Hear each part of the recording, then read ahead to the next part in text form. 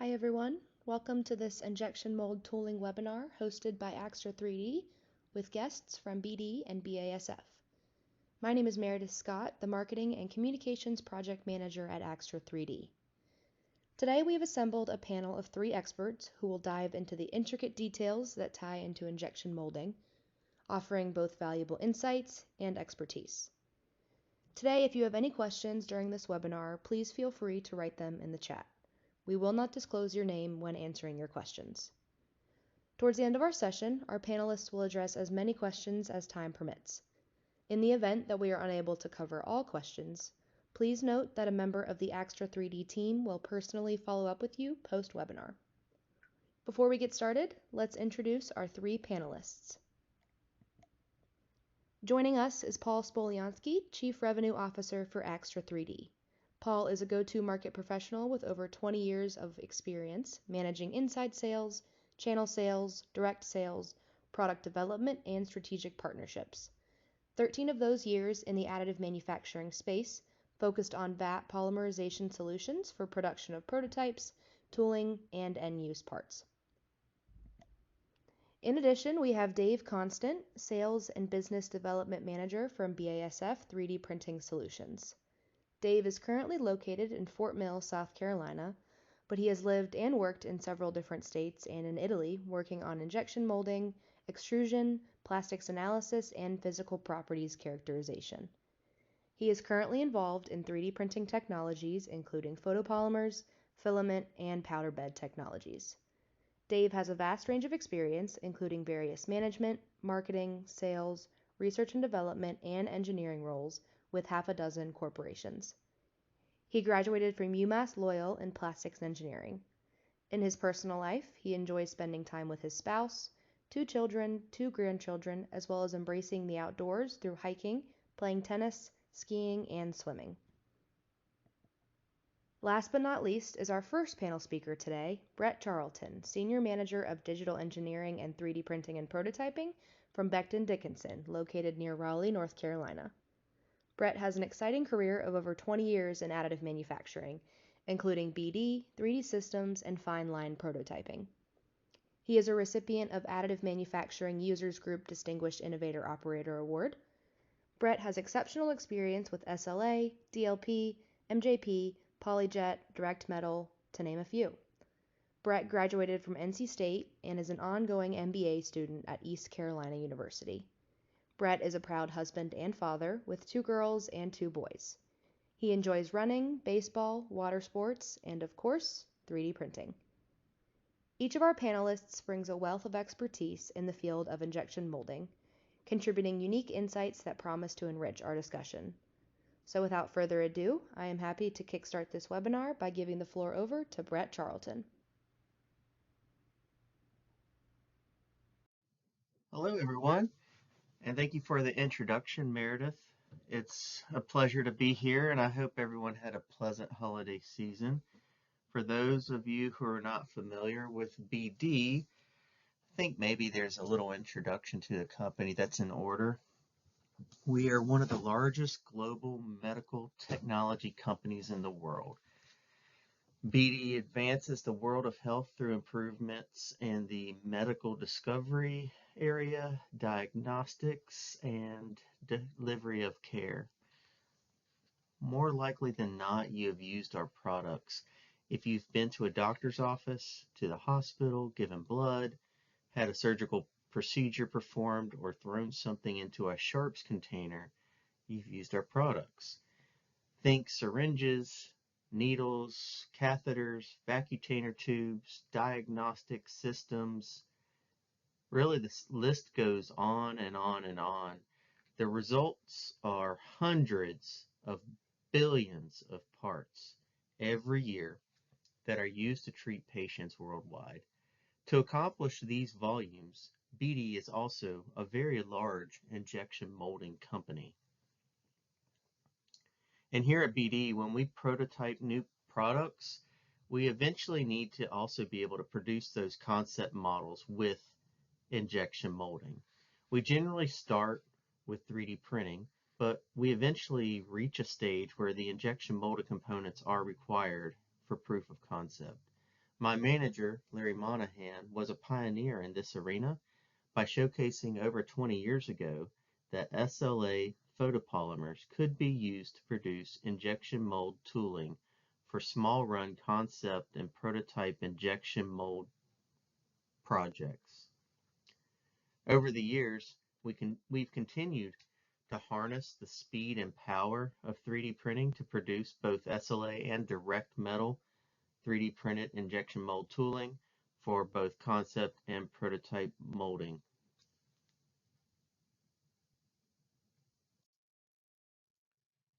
Last year, we struck up a partnership with Axtra 3D when we installed our Lumia X1 hybrid HPS 3D printer. The Axtra 3D team has been wonderful to work alongside as we have learned the ins and outs of this new technology. As with all new systems, you're really looking for that first application to prove viability.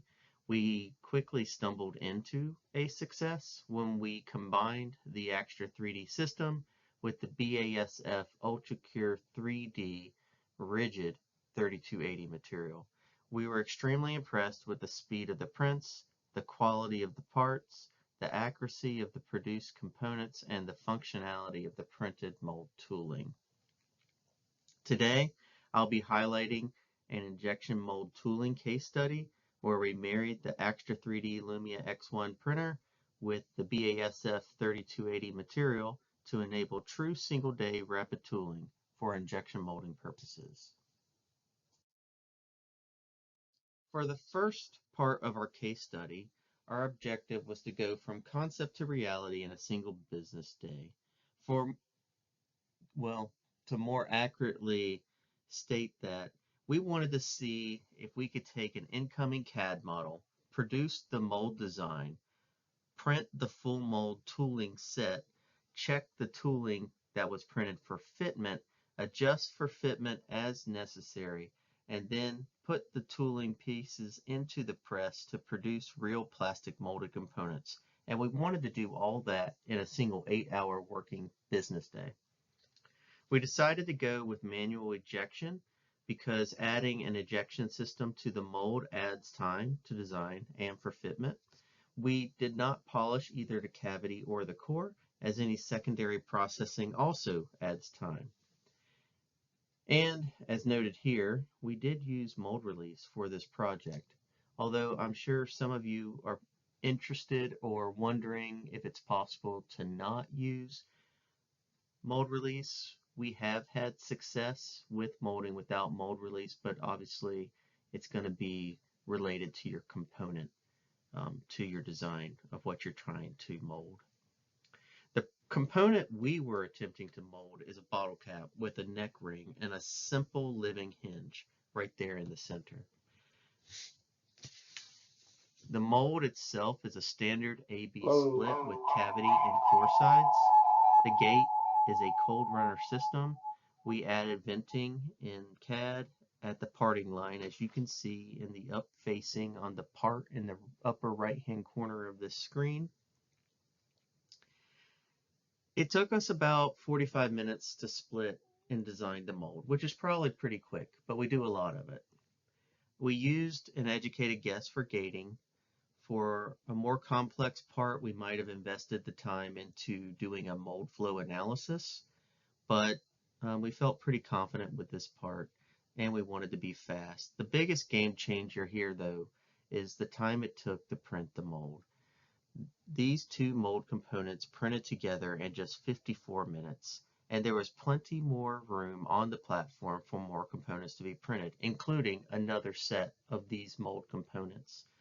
And if we had an additional set of mold components on this platform, it would have added minimal time to the build. It definitely would have still been less than an hour worth of print time to produce the entire platform of parts.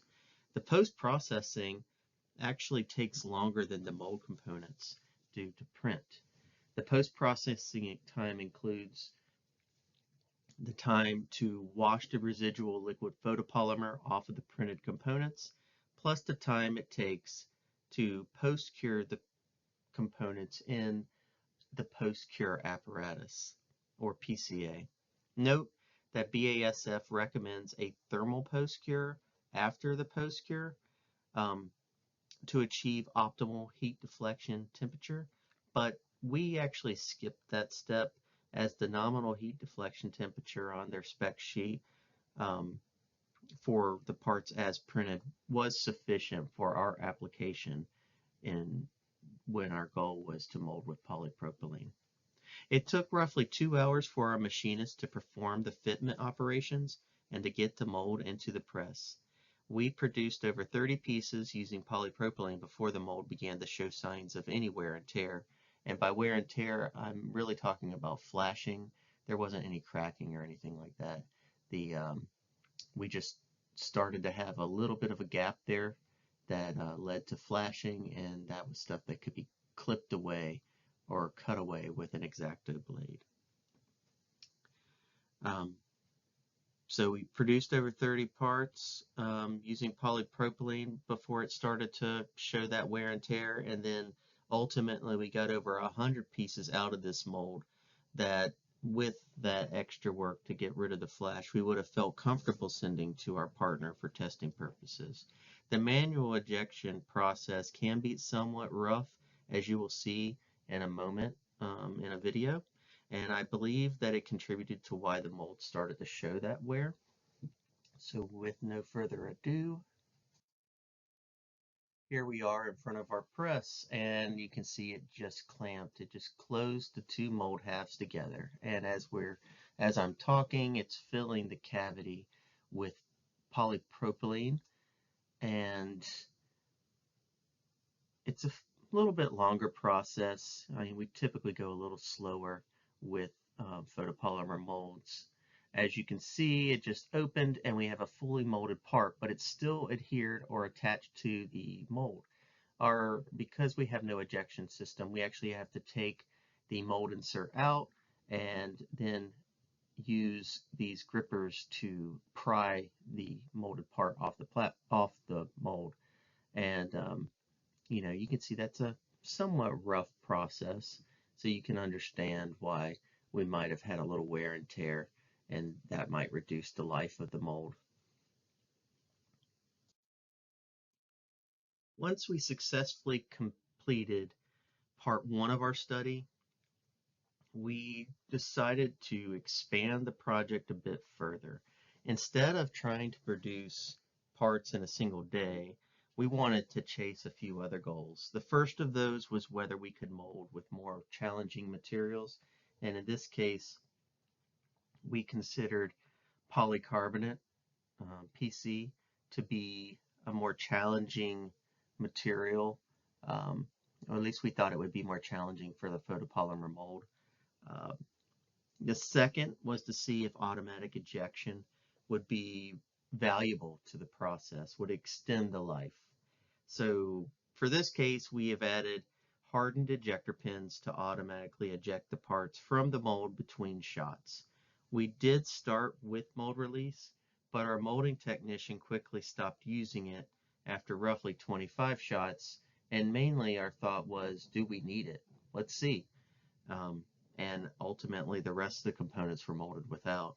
With this mold set, we successfully molded more than 100 pieces in polypropylene before we swapped over to polycarb, in which we molded another 100 or more pieces in polycarb. And end results is with startup, test shots, additional shots, and 100 or more of both materials, we ended up with over 300 pieces that we actually sent off to Axtra 3D so they could actually showcase recently at Formnext this past November at their booth. I'm sure you're wondering, no, we did not do this in a single business day. The addition of ejection system, well, it adds time. It adds time to the front end, the design. It adds time to the back end, fitment and installing the ejection system. What it did not do is it does not increase the print time. I mean, this platform It actually had another component on it as well, which I'll speak about in a second. But the print was still roughly 54 minutes to produce the components on this platform. So here we are back in front of the press, and as you can see, we have the ejection system, and the ejectors retracted before the mold clamped together. You can actually see the additional component that I mentioned, the ejector plate, which holds our ejector pins in place behind the mold while the cavity is filling. And so we fill it, and then there you go. It ejects the part right off of the core side of the mold. And you can see a fully filled plastic component was molded.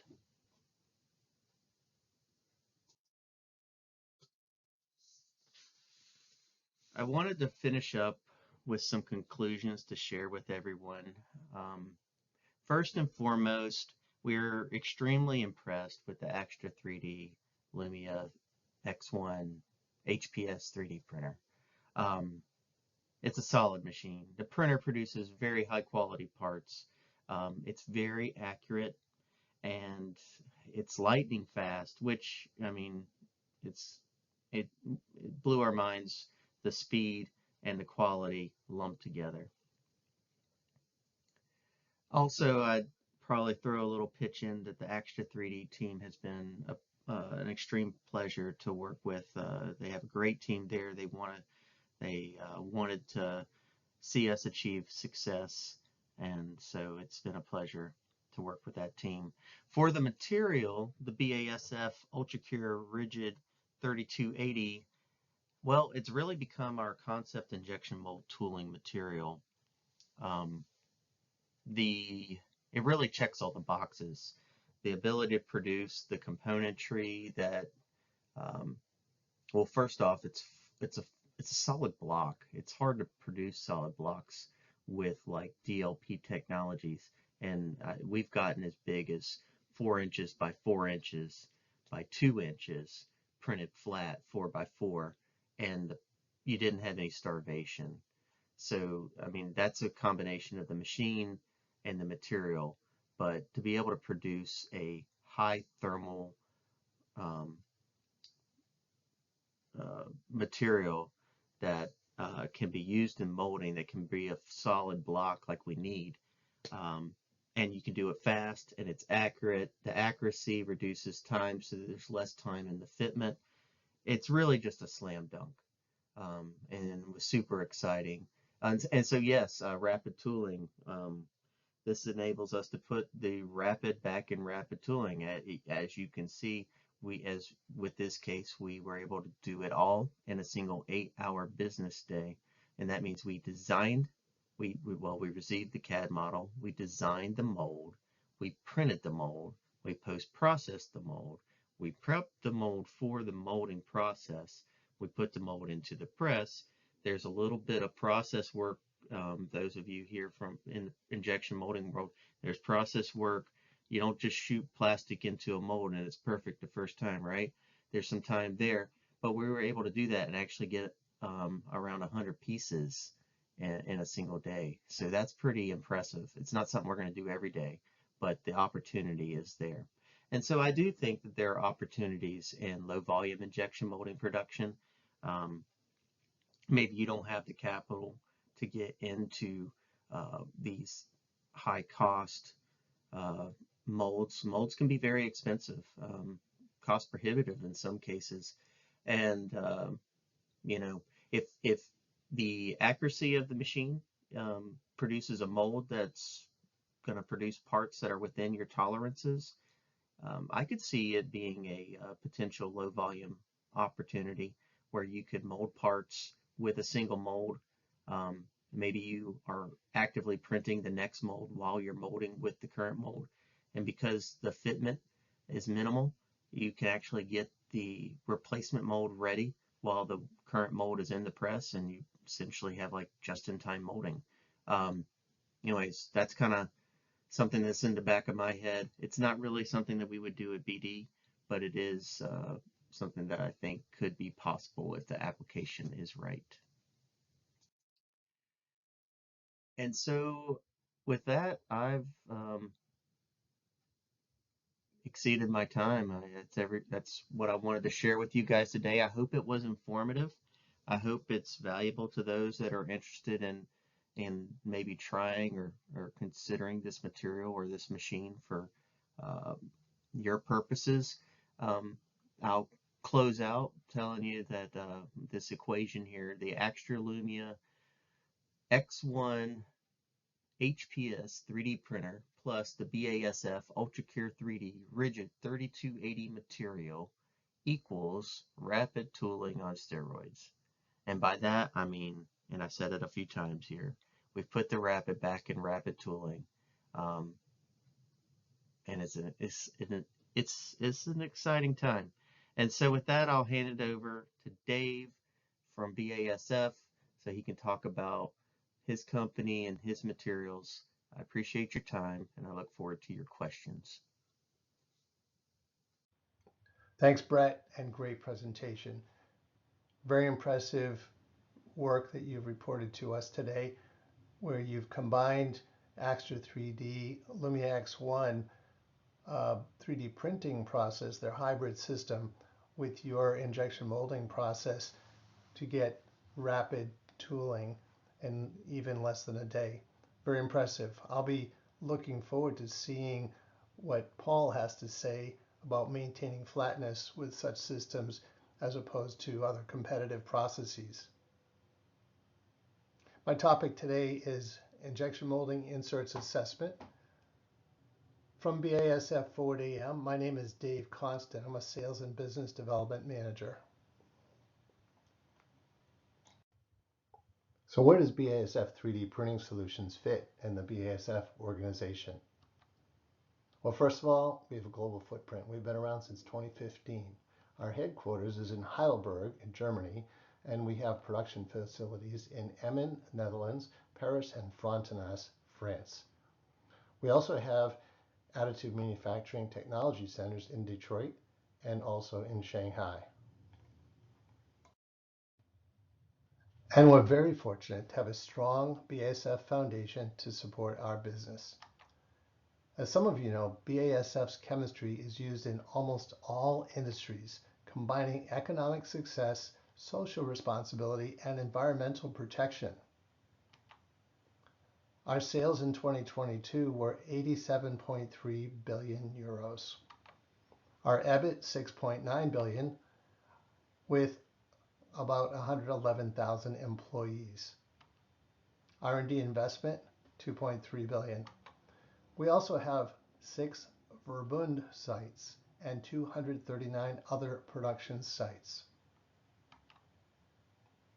Let's take a look at the AM materials market in 2022 as segmented by material type. BASF Forward AM participates in photopolymers, polymer powders, filaments, and metals. In summary, we have an extensive 3D materials portfolio in all AM markets. Today's focus is on one of our rigid polymers, a photopolymer called UltraCure 3D RG3280.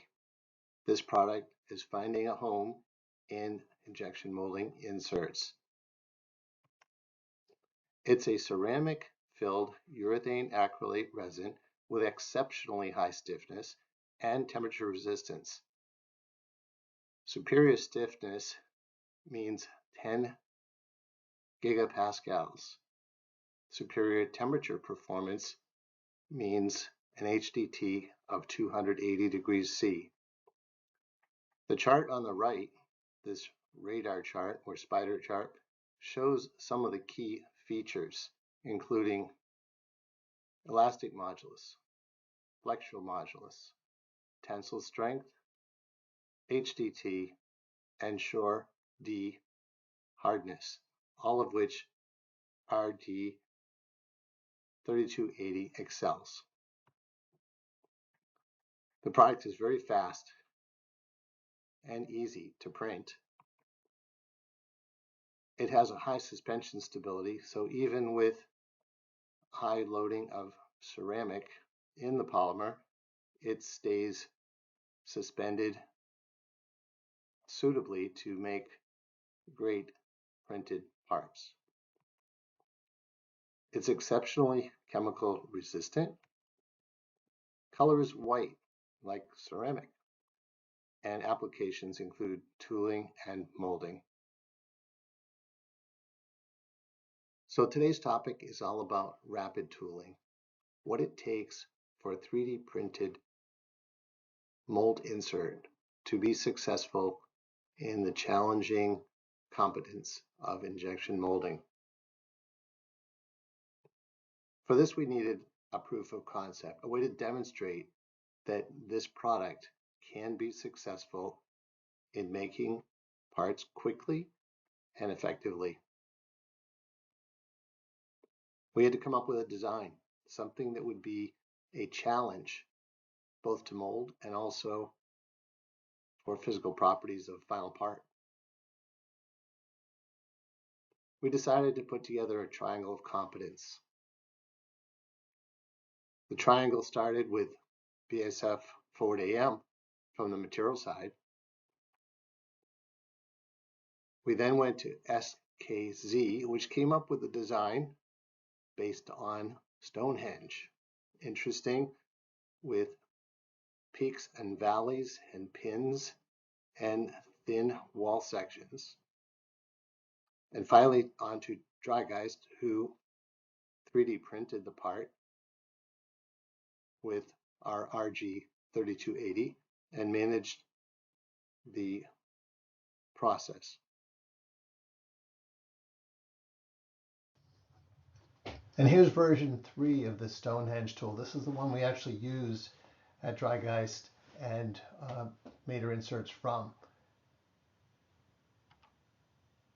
It was quite a challenge, in all honesty, to get to this point. We had different draft angles, we had different wall thicknesses, we had cores, pins, grooves, and labels basically in this insert to see how well the 3D print would reproduce the design that was made. You can see on the left-hand side the nozzle side of the mold and the ejector side of the mold, or the stationary and the moving side respectively. On the right-hand side, you can see the final molded part, which is basically a mirror image of what you saw on the inserts.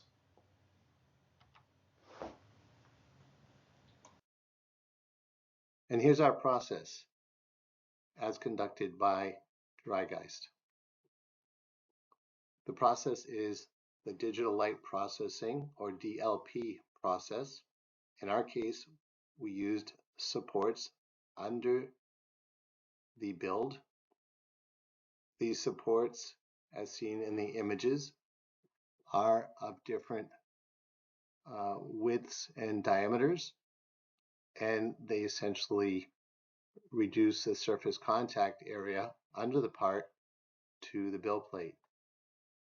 This alleviates any potential suction buildup when removing the part. In other words, easier release from the build plate. Also note in the DLP process, we have an energy setting, exposure times, and burn-in of the first 3 layers, all important parameters for making an optimum part. And that alignment and injection molding parting line parallel to the print bed is recommended.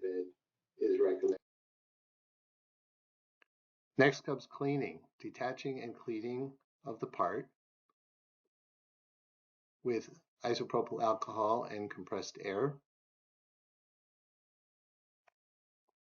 Diligence in this cleaning process prevents microcracks, which would cause premature failure in the injection molding process as a result of injection pressures or clamp tonnage applied to make parts. Next comes the curing by UV. In this case, 125 milliwatts per square centimeter to increase strength. Additional process steps include thermal treatment in an oven, in this case 150 degrees C, and finally the use of mold release spray in the injection molded process to help with mold release of some of these critical thin areas of the Stonehenge design part.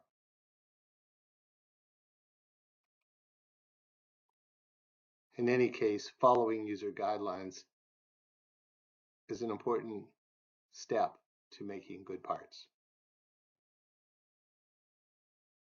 Validating our tool required testing of commodity and engineering plastics, as different materials will behave differently in the injection molding process. We chose ABS, polycarbonate, and POM, or polyoxymethylene, for the unfilled materials we evaluated, and we looked at glass-filled versions of polypropylene, nylon 6,6, and PBT for the fiber-filled cases.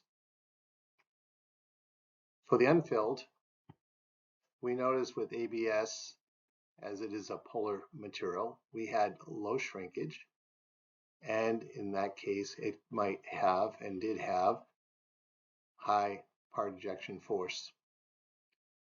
POM had higher viscosity requiring high injection pressures. Polycarbonate had high viscosity and high injection pressures, intended to stick to the mold. And to get clarity with polycarbonate, we needed to run faster cooling. As for the glass-filled materials, high glass fiber loading will cause high mold wear. Nylon generally requires even higher mold temperature, and high glass fibers will also cause wear in this case as well. PBT generally molded quite well, even with glass loading. We also conducted some process simulation work using Moldflow. We wanted to make sure that our predictions were being confirmed in reality as a follow-up. So take a look first at the lower left-hand corner of this slide where we did fill time predictions. We were using a center sprue gate, which you can see the flow proceeding radially across the part surface, and the fill time was 1.145 seconds. That is the predicted fill time. The actual fill times we saw were about 1.2 seconds, so pretty close. And now if you take a look at the upper right-hand images, the three images showing temperature and time of the three materials that were compared for mold inserts to make this part, that is the RG3280, the polymeric and ceramic material, versus steel and aluminum, that the times to solidification of those parts before they could be ejected from a mold using those inserts were 44 seconds, 31 seconds, and 15 seconds respectively for these three materials. And those times make sense because the RG3280 is a polymer with ceramic, of which its thermal conductivity is lower than the other two materials, and its specific heat is higher. More specifically, we showed about 1.5 times longer solidification time than in tool steel, and about 3 times longer than aluminum.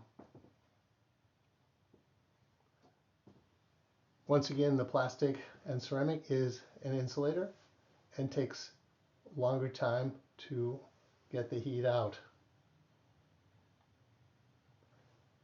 This can be mitigated to some extent, however, with mold cooling. Running cooling channels through the 3D printed mold. The other good news was that solid simulations were also confirmed at plus or minus 0.5 seconds, giving us confidence in our design work.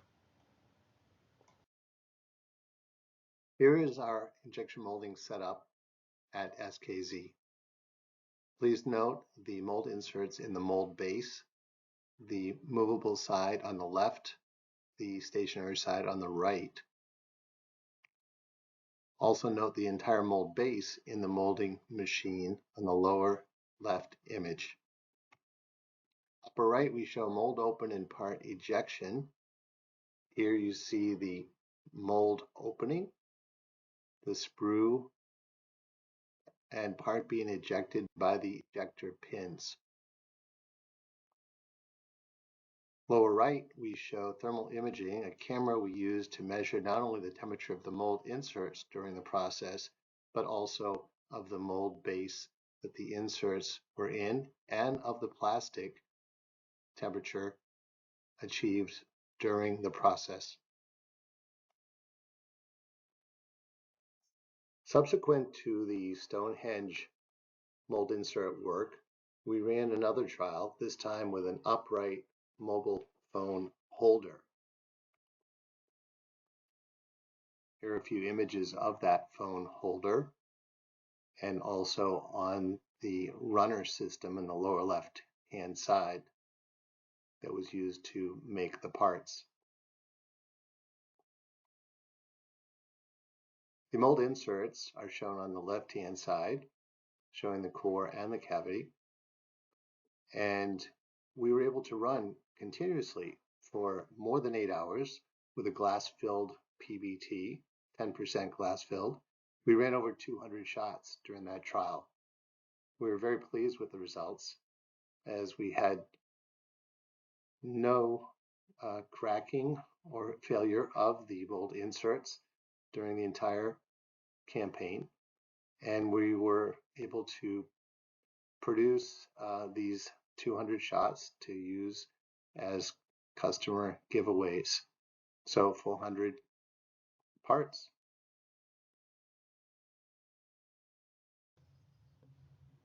So what have we learned? Well, for proof of 3D printability, that the RG3280 is an easy handling, lower viscosity liquid photopolymer resin that has very high print accuracy and repeatability, to the point where we can fill very thin wall sections to make, for example, very low thickness vents. Vents are required in the injection molding process to allow air to escape to avoid what's called a dieseling effect that essentially creates burn marks on the plastic part. Proof of mold insert robustness was another learning. We learned that the 3D inserts made by the DLP process with RG3280 were generally machinable by lathe or mill, generally using lower drilling, milling, or turning speeds to avoid flake off and surface damage, but we could get flat surfaces. I'll be very curious to hear what Paul has to say about the Extra 3D process, the hybrid equipment, in this regard. I also see an excellent fit in the mold base that we were able to achieve using our 3D printed process. But probably most importantly, we showed that we could survive high mechanical clamp force, in this case up to 70 metric tons, with any of the materials we ran, assuming it was in a supported mold base. And last but not least, proof of injection moldability. We ran tools with mold inserts at up to 90 degrees C, and we did not see any cracking due to material expansion issues. In other words, coefficient of linear thermal expansion versus temperature. Differences that might be a concern between a ceramic filled polymer, steel, and aluminum. In other words, the polymer expanding more. But at the conditions we ran, which were actually a significant range, we did not have any cracking. We ran unfilled commodity polymers and engineering polymers and fiber-filled engineering polymers as well. We did use mold release agents, and we did that to see where we started having issues, especially with the thinner walled parts of the inserts. And we also looked at and saw high temperature fluctuations while cycling because of the differences of heat transfer between the polymer with ceramic, the RG3280, and the mold bases. And again, we did not see any mold cracking. And finally, we have key documents and guidelines to help you as our customers. First, including the extended technical data sheet for the RG3280, then the injection molding processing guideline presentation, the presentation you've been hearing from me today, the white paper with more supporting data for today's presentation, mold flow analysis, again supporting today's presentation, an injection molding troubleshooting guide from BASF SE for problems and solutions, and a use case with Drygeist and BASF Forward AM for a remote controlled model car.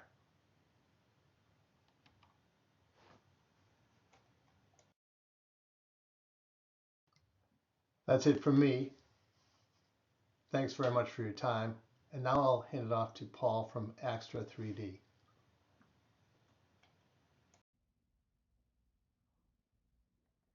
Well done, David.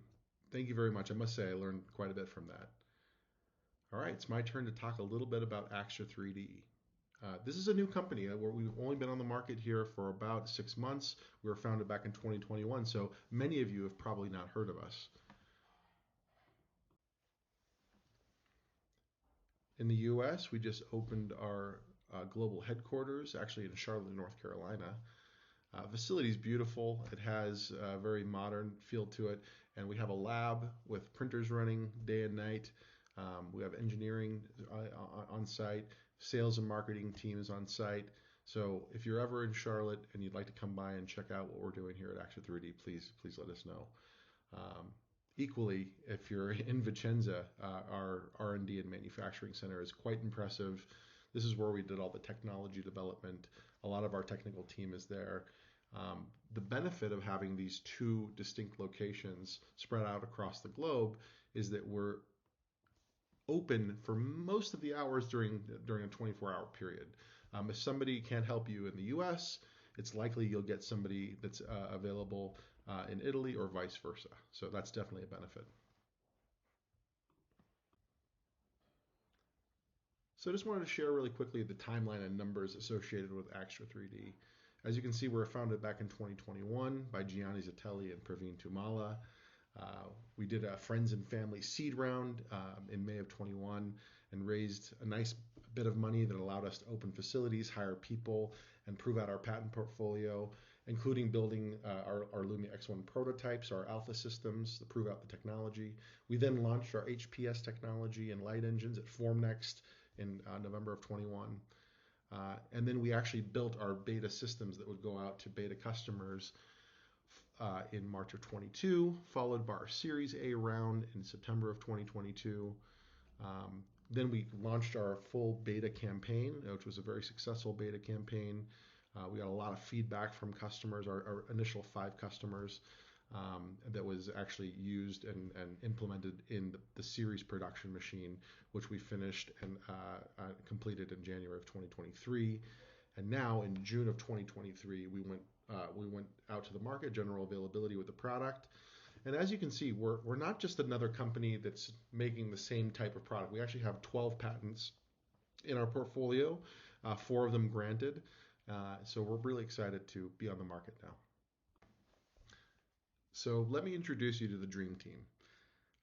Each one of the 18 founding members of our team has made huge contributions to the success of our company, and we're all very mission driven and focused on making happy customers and solving the hardest challenges in vat photopolymerization. We're also incredibly grateful to have the backing and the fortitude of the HZG Group as our Series A investors. Not only is HZG Group an amazing venture capital firm, but they're also entrepreneurs themselves. They started, this is actually the original team that started Concept Laser back in the day and ended up building that company to the point where they sold it to General Electric for $599 million. And when they had that successful exit, the one thing they were sad about was they didn't have any more AM technology to develop. They were done, right? They could go on vacation now. But actually, that's not what they wanted to do. They wanted to find a way to get more involved in AM and push the industry forward. So Axtra 3D was one way to do that. So we're extremely excited to have them on our team. So now let's actually talk about the application of 3D printing injection mold tooling. Lots of technologies can do it. This has been tried for years and years and years, right? SLA's been doing it for a long time. Polyjet's had different solutions for it over the years, but none of them have really stuck. So why is the Lumia X1 so great for this application? Well, I want to address that. And I think it boils down to 2 major reasons. Hybrid photosynthesis, our new light engine technology that combines an image generator and a laser in a synchronous fashion, and TrueLayer technology, which is a brand new layering technology that removes all the limitations that you're used to seeing in a bottom-up system. So let's dive into those.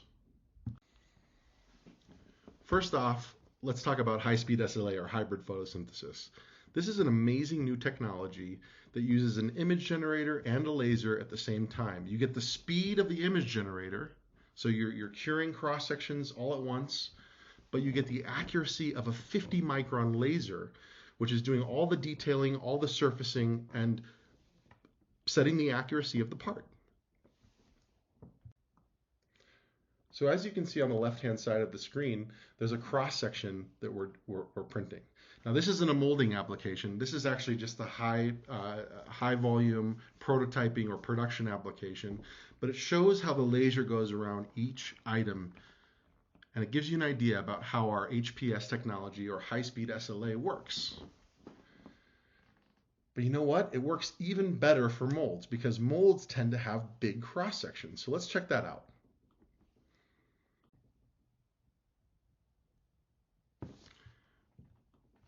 All right, so this mold probably looks pretty familiar. This is the mold that Brett was just talking about a moment ago. And you can tell we're printing both sides of the mold right now at one time. And you can see the laser going around and doing all the detailing while the image generator is curing the internal cross section. So this is a great example of how our HPS light engine works and the advantages it gives. And if we keep watching, actually, we're going to actually get a slow motion version of this too. So you'll be able to see it a little bit slower and see exactly how it's working.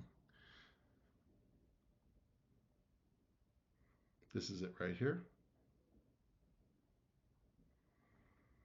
And voila, beautiful, accurate parts. Obviously, this is just the UV exposure portion of the process, but I think there's no other way to explain HPS other than show it this way.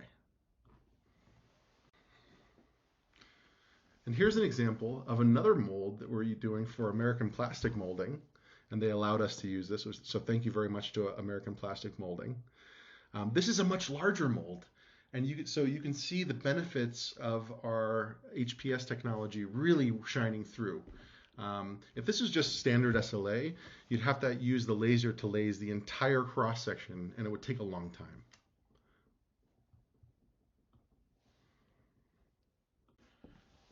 So here's the part that actually printed that you just saw the curing process of on the last slide. And this is a beautiful part. Our build area is 9.8 by 5.5 inches. And this took up 99% of that full build area. And it was printed at 50 micron layers. So I think there's very few technologies in the world today that can actually manage fat cross sections like this repeatably and reliably. Which brings me to our next novel technology, TrueLayer technology. So TrueLayer technology is a new separation technology that allows us to repeatably separate the just cured layer from the membrane of the printer. And now this is something that all bottom-up 3D printers have, and different companies have different methodologies of solving this problem. But we have a very unique one. In fact, we're the only company to have anything like this. And so before I go into the details about how the TrueLayer technology works, I'll just start off by telling you the benefits, right? So number one, we completely eliminate the suction between the glass and the membrane. This is incredibly important so that the membrane can actually take a parabolic curve and have an easier angle of attack for separation. This also means that we're going to have a fairly flat separation force across the entire membrane. So this allows us to print big cross sections or small cross sections. It doesn't matter. This also means that we can address applications like prototyping, but that have lots of different types of geometries, right? We don't need to use DFAM on this technology because of our TrueLayer technology. Every layer that's formed will be very precise because we have sensors in the system that make sure that layer is exactly what it's supposed to be, whether it be 100 microns, 50 microns, 25 microns. The sensors give live feedback throughout the print process and let you know when the layer is ready to be polymerized. So that's another thing that's amazing. And we also eliminate excessive dwell time too by using those sensors. So those are the main benefits. Let me explain a little bit how it works. So on the top diagram, what you're seeing here, let's just kind of look through it real quick. On the top, you see the build platform. Then you see the lighter 3D printed mold there in the gray. And then the next layer is the tension membrane. And then under that, you see our TrueLayer glass. And below that, you see our linear rail system. And I'm sorry that this is a gross oversimplification, but I wanted to at least kind of share how we're managing these physics, right? During the curing process, it's just the way it is on the top. After the curing process, during the peeling process, the glass is retracted out from underneath the membrane, which cuts out all the suction between the membrane and the glass, and leaves that membrane free and a little bit malleable so that it can be detached from the membrane as the build platform moves up. This is really the key to being able to have this geometric print freedom and be able to address all these applications, even challenging ones with really thick cross sections. But when you combine hybrid photosynthesis and TrueLayer technology together, the result is really quite astonishing, actually. Check this out. All right, before I get into the results here, I want to give Vince a shout out, a big thank you for taking these measurements for us. Vince is one of our customers, and he happened to have access to the metrology lab and was able to generate these results. So thank you very much, Vince. Much appreciated, sir. Now let's jump into the results. So the main measurements we thought were critical to this application were the parting line flatness. This is the flatness of the up-facing surface that will contact the other part of the tooling and create a seal during the actual injection molding process. So it's critical that this is fully flat, and so it's 0.0635 millimeters. That's equivalent to 25 thousandths of an inch. This is right on target. We're extremely happy with that result. As far as surface roughness on the up-facing surface, it'll be 11 microns. So that's also a really good measurement. We're extremely excited about that as well. And then ultimately on the overall tolerance of the part, the max deltas, we were plus or minus 76 microns on the long the long side of the tool, and plus or minus 25 microns on the short side of the tool. So again, these are really good results and make this application possible. And it wouldn't be possible without the combination of hybrid photosynthesis and TrueLayer technology all in one printer, which is the Lumia X1. So here's the Lumia X1. It's an industrial printer that was designed for heavy use, industrial use. It is a very attractive printer, if I don't mind saying so myself. It can be used online and offline. And it has all the safety accoutrements that you would expect from an industrial printer, such as an emergency stop button. When you see this printer in person, the things that immediately jump out to you will be the dual Z axis. This is really critical to managing the hydraulic pressures that are associated with printing molds and fat cross sections.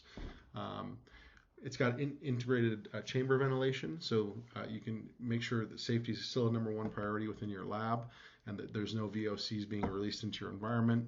It's got the magnetic interlock safety system as well, so laser exposure risk is greatly reduced, if not entirely reduced. The materials that are used in the construction of this machine are really only the best. So we're using 5000 series anodized aluminum for all the touch panels.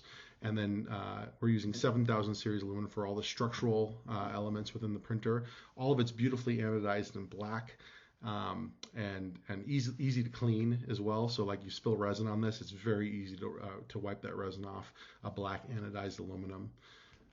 You can see we have an LED color status bar, so you can see what your printer is doing from across the room. We have a really cool little incognito window, so people don't necessarily see what you're printing unless if you want them to. So that's definitely a nice feature. We got that integrated 4K chamber camera, which is also cool. And then we also have the IntelliCartridge material handling system, which is an integrated material handling system that allows you to print with more than just 3 kgs, which is also another benefit for printing tooling, because some of these tools are quite a bit of volume. The printer is available today. It was designed in the U.S. and we manufacture in Italy today, and it's available throughout the continental U.S. We'll be moving into Canada soon, and also the European Union, all the countries that are in the European Union, and in addition to that, the UK. And also we just signed a deal with a great partner in Japan as well. So now we're offering the product there as well.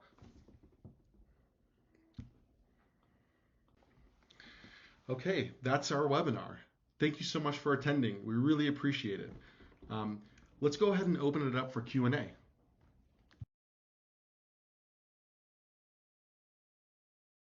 Thank you guys so much for joining. We hope that you enjoyed the presentation. We only have a few questions to run through, but feel free to ask questions in the chat if you have some now. The first question will be for Brett. So it's, have you used uncommonly used polymers for injection molding, PLA or PCL, for example? Yeah, we typically mold with ABS, polypropylene, polystyrene, TPEs, most thermoplastics. In our group, we only have the ability to mold thermoplastics. We've done PLA in the past, but that's not a typical material. For these case studies, we primarily concentrated on, polypropylene is probably the material that BD print molds a lot with. So that was like, we got to be successful with that. And then our team was like, well, polycarb's a pretty hard one. Let's go with that and see if we can hit that, then we'll feel very confident that we can mold with a lot of other materials. So based on the results of success with both polypropylene and then the polycarbonate, we felt very confident that at least with this material, the BASF 3280 material, that we could handle most of the materials that we would throw at it. Great. Thank you, Brett. Dave, on your side, we had someone ask about all those resources that you provided. Is there, they asked for a best practice document that you can provide to reduce the learning curve, but I think it's also important to re-emphasize where people can access those documents if they need them. Okay, yes. My last slide pretty much indicated what we have available right now. They can be found on our website, but I can also speak with or email with any of the people involved directly following this this webinar, and we can get into that information. Awesome. Okay, Paul, for you, we have a question that says, is it possible to include cooling channels in the mold while printing? Oh, yeah, so that's certainly a possibility, although this material is an insulator, so it's unclear how much benefit would come from that. I don't know if anybody else has any comments on that, but I think in terms of cooling, slowing down the cycles and using compressed air is also another option as well to maintain the temperatures. Great. And then I'm going to piggyback off of one of your slides as well, Paul. You touched on this a little bit, but somebody asked, what is the accuracy of the printed parts? So do you have a little bit more information to share about the accuracy of those molds? Yeah, I mean, I think in terms of the accuracy, we kind of covered it. We were plus or minus 25 microns on the short end of the tool, plus or minus 75 microns on the long end of the tool, which is definitely within our printer spec, and it's very high accuracy, right? Also, what I'm most excited about actually was the flatness of the tool, because forming those cutoff surfaces when you have that clamp is one of the things that a lot of technologies really struggle with, frankly. They get a lot of flashing. They're unable to get that flatness, and maybe they need to do a secondary process like machining, right? So we're not seeing our customers have to do that, which is nice. So plus or minus 25 thousandths of an inch for flatness is definitely in the sweet spot. Great, thank you. Brett? I could add on to that if you would like. In our extended technical data sheet, there's also a lot of good information on tolerances. As you know, when you've got a polymeric and ceramic part, it is still a polymer. So tolerances become very critical and very important.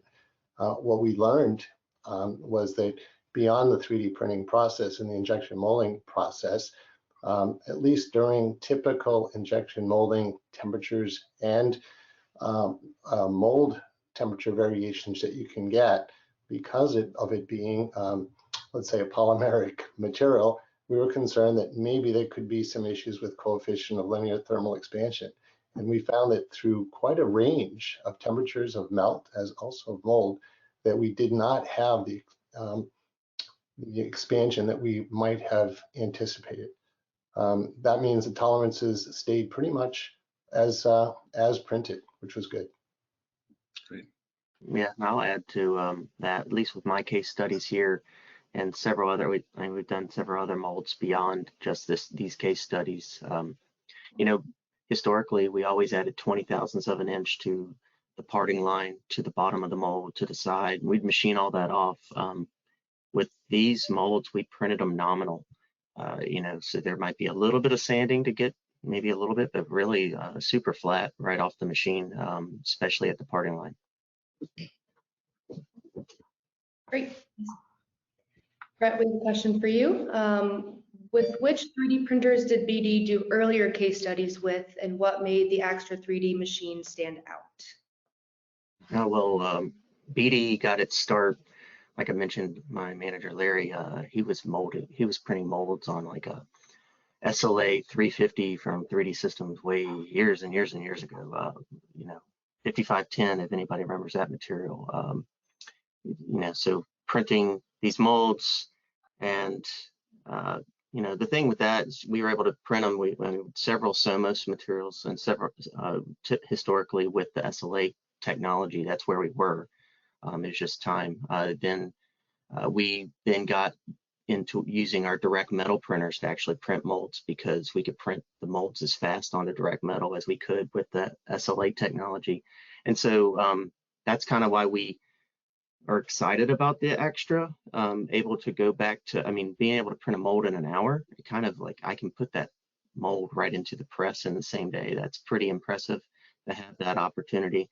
You certainly could probably print parts that quickly on other DLP like printers. I just haven't been able to produce the mold like that fast, that didn't have warpage, didn't have distortion, flat up-facing or parting line.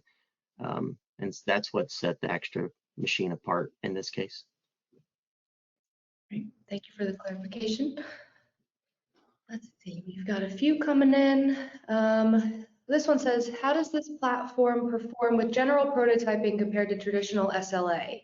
Accommodating to a wide range of designs, how difficult is support removal? Maybe Paul, you want to answer that one? Yeah, I can I can take that one. In general, the biggest difference we see with our system when compared to other bottom-up technologies, right, is a lot of bottom-up technologies require design for additive manufacturing, or DFAM, right? And the reason is because the separation mechanisms of those printers require that, essentially, in order for the physics to work. What we're seeing with ours is that we're able to really kind of use our system as a production tool for tooling or end-use parts, but we're also able to use it for prototyping. So we can throw a design that was made for injection molding at our printer, and we can print it. Now, depending on the geometry, supports, I mean, obviously we do need to use supports. We're hanging the part upside down from a build platform, right? So we absolutely need supports. But we've been able to find really clever ways of mitigating supports, reducing supports, and we have customers using this for prototyping today as well. Brett, I have one that kind of piggybacks off of the case study that you discussed. This question says, what is the maximum amount of parts you have made from one of these inserts? The case study that we're talking about here, we went over 300 pieces. That's the max that we've hit at this point in time.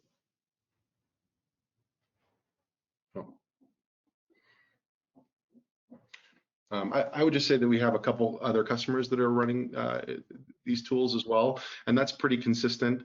It does depend on geometry, right? And also depends on how good you are at setting up the mold in the injection machine. It also depends on if you're going to use injection pins or not, right? Like Brett mentioned in his presentation, if you're doing a manual, removal of the part, that can put additional stress on the tool as well. I could add on as well. We've done some additional moldings beyond this, and as long as you've got support for these mold inserts in a mold base, like the master unit die, for example, tonnage doesn't seem to be an issue. Clap tonnage for cracking this ceramic, right? Injection pressure, on the other hand, can be an issue, or injection speed, depending on what you put in for polymer, what temperature you're using, and all of these things. But I was able to find conditions where I could basically run a small scale production.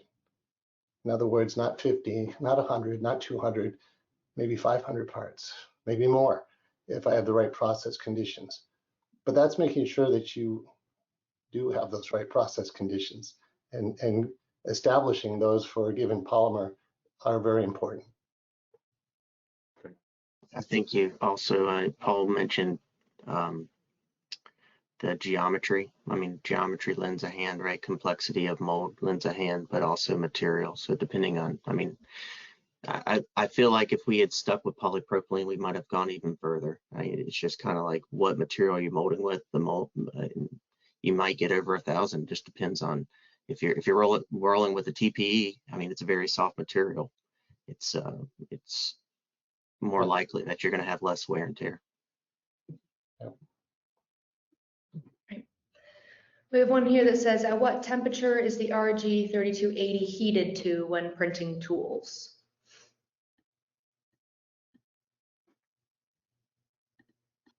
Paul, did you take that one from your side, or did you? I'll let you or Brett take that one. I haven't run it personally yet, so. Brett, why don't you start, and I'll jump in after. What did you run it at, and then we'll talk about the mold itself, or the plastic that's being injected into the mold. It's referring to the RG3280. It's referring to the RG3280. So I'm assuming we're talking about the insert. Yeah. Okay. Yeah, I mean, we weren't really applying heat to the mold. The molding process itself and adds heat as it goes, and then we're trying to just keep our cycle time at a time that we keep it cool enough that it's cooling the plastic between shots so that we can get the mold out of it. So we weren't going anything over 300 C, and we were staying fairly low. So in the printing process itself, it's ambient temperature for us, right? So it's not an elevated temperature print when we do this. The viscosity is low enough, it fills very nicely, it prints very easily. So this is where we're getting a lot of interest because people like how it runs in terms of printing a part. And relative to in the molding process, I was mentioning that we've run commodity polymers as well as engineering plastics, and our mold temperatures, meaning the insert temperature as well, we're getting up as high as 80 or 90 degrees C. It's pretty hot, right?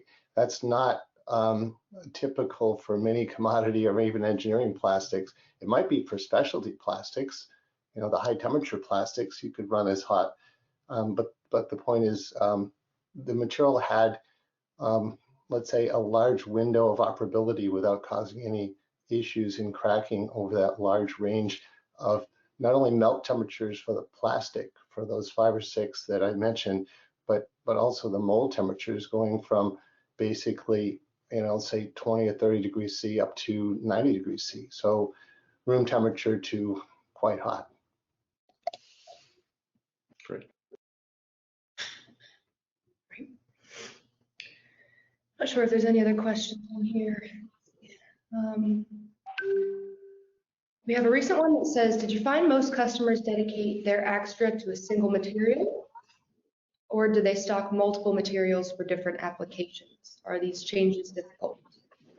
That's a good question.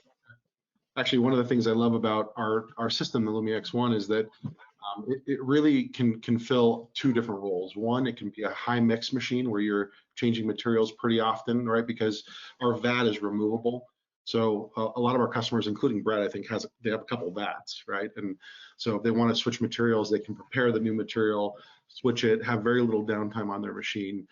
And so that's one option, right? But since we also have the IntelliCartridge integrated material handling system, theoretically, we could also support production runs where you're just running one material. So it really depends on what the customer needs. We're able to fill both kind of use cases.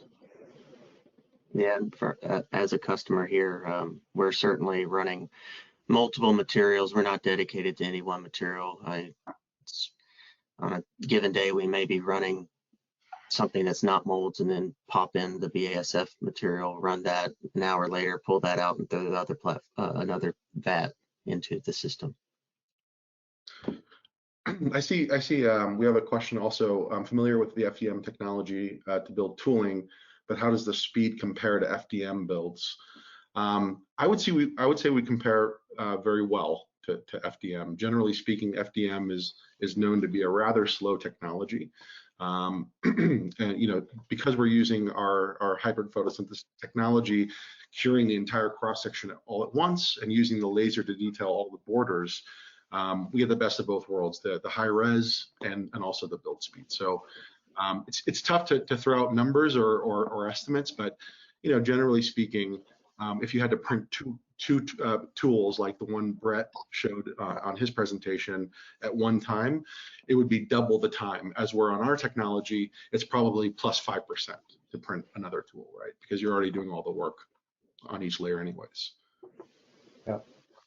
Also, photopolymer printing, it depends on how much you put into it. In other words, you've got the actual print itself, you've got the UV curing, you could have an oven curing after that if you want to increase your HDT or your temperature resistance. And Brett, you mentioned that you didn't need to do that extra step. So if you don't need it, because you don't need as high temperature resistance, for example, if you're molding some of the commodity plastics like a polypropylene, then you're going to reduce that time in the printing process. I think your total time was a matter of what, an hour, a couple hours, Brett, right? It's super fast. I mean, That's the reason why we didn't go to the thermal post cure. Is if you don't need it, don't use it. We actually, that was the question. Our first question was, would we need it? And okay, let's try it without it. And if we're having trouble, then we would do the thermal cure. We never reached that stage where we needed it, so that's where we stayed. Right. And I think that thermal cure might be more important for some of the high temperature plastics in injection molding, where you do want to have that resistance. You don't want your mold to melt in your process, right?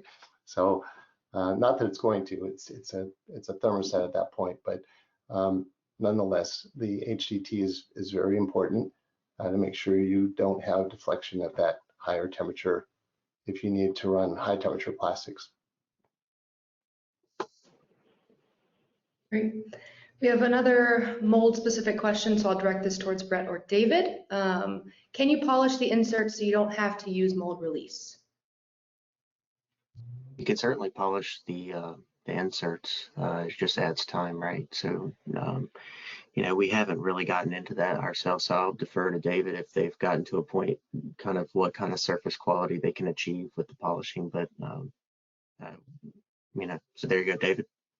Right. Surface smoothing is always a possibility, and it will smooth very nicely. On the other hand, on other trials besides this one, I have been in cases where we didn't need mold release sprays at all, right? The Stonehenge tool had very thin wall sections, had deep draws, deep thin areas where if we didn't run it, we could break some of those pins with the injection pressures we're using. So then in those cases, we wanted to use mold release sprays. But depending on the geometry of your part, there are often cases where you don't need it at all. And in some cases, whether it's food applications or medical or pharma, some of these places don't want a silicone mold release spray in their plant at all. So they have to use alternative sprays, of which there are available. Well, it's not an absolute requirement. It depends on the application.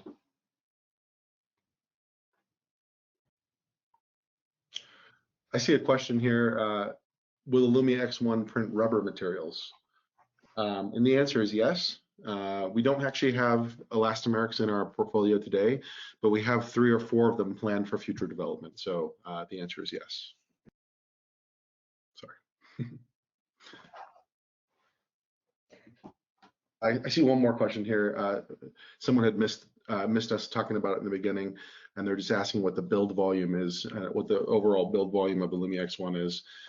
So it's 9.8 inches by 5.5 inches in X and Y, with a 19.5 inch Z height. So that's the answer there. I got one more here. The question is, for the holes in the core block for injector pins, were they used as printed or machine reamed before use?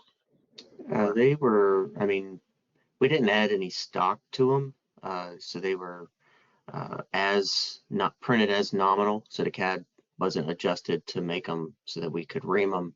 But we always do chase any holes that we're going to put something through with a reamer, just to make sure that we have the right size. Okay.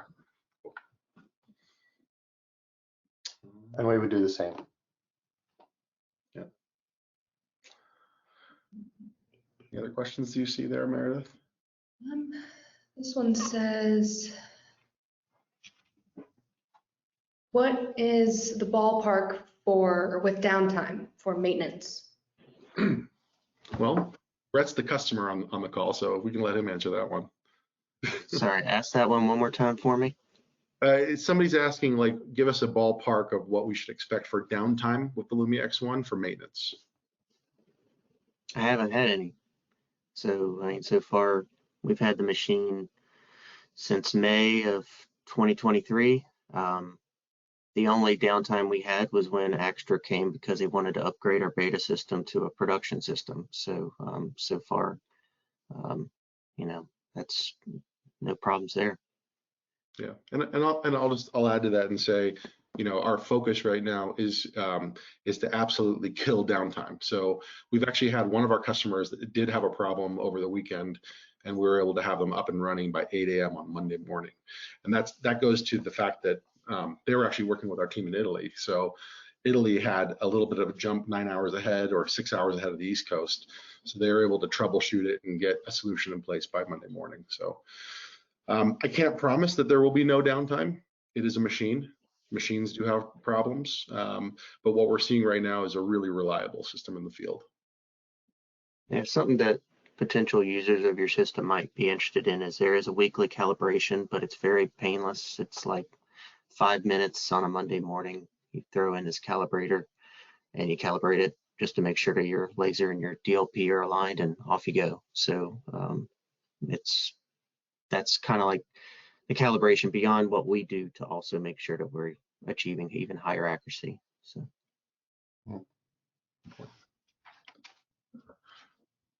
All right, we got a few more minutes. We should probably do 1 or 2 more questions, and then I think we'll end the webinar.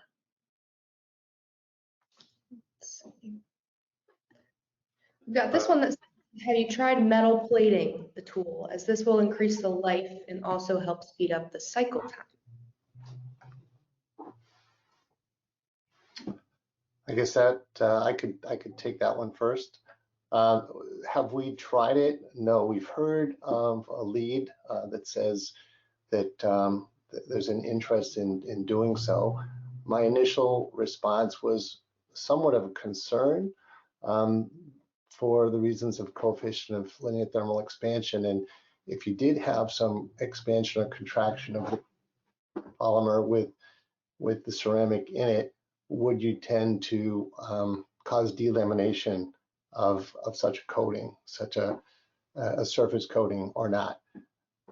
Based on what we've seen so far, I'm feeling a little more optimistic about that right now, but it could be something worth pursuing. If someone who asked that question wanted to speak with me further about it, we can talk about it for sure.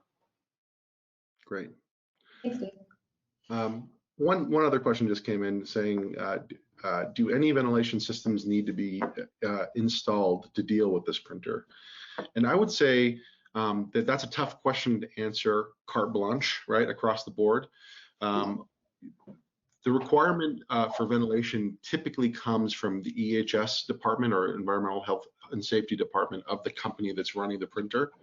And it's also kind of, it also kind of ranges by county and by state what requirements there are. So we can definitely help you look into that. But generally speaking, the answer is no. Ventilation is not required. Most of these materials are one-part materials and don't have a ton of VOCs coming off them. So if you have a good HVAC system that's changing the room air a few times an hour, or 4 times an hour is probably a good benchmark there. You don't need ventilation. However, a lot of our customers do opt to just take the ultra safe path and ventilate the machine, and our system is compatible with ventilation as well.